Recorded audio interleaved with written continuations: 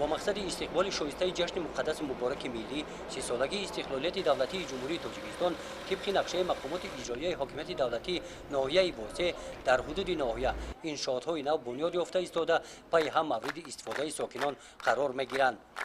یکی از این انشاءات‌ها مرکز خدمت رسانی احسان میباشد که در عرفه جشن 22 سالگرد عید وحدت ملی در مرکز ناحیه شهرک هولبوک گشاده شد.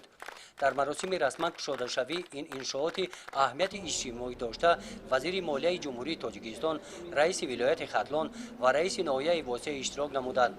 مرکز خدمت رسانی احسان از بنای سه‌آشانه عبارت میباشد.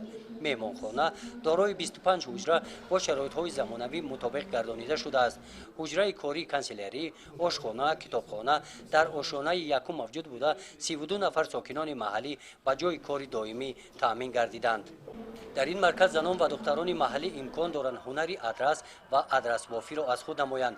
در مرکز تعلیمی ادرس و ادرس بافی احسان 10 نفر دختران در 2 دستگاه ادرس بافی و یک چند عدد ماشین‌های درزدوزی هنر می‌آموزند. در سحن حولی مرکز با جلب 10 نفر ساکنان با جای کاری دائمی سیخ‌های خرد استحصالی فعالیت نموده محصولات‌های ساختمانی استحصال می‌نمایند.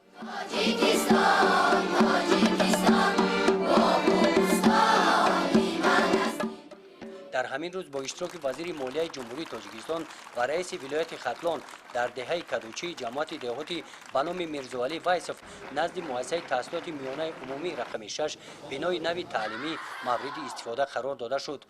بنای مذکور دو آشانه بوده از حساب مبلغ‌های بودجه محلی ساخته شده است.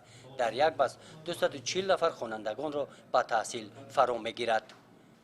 گزارش خواجه نظریف خدای نظر زغروف از ناحیه واسه برای برنامه اطلاعاتی نوید.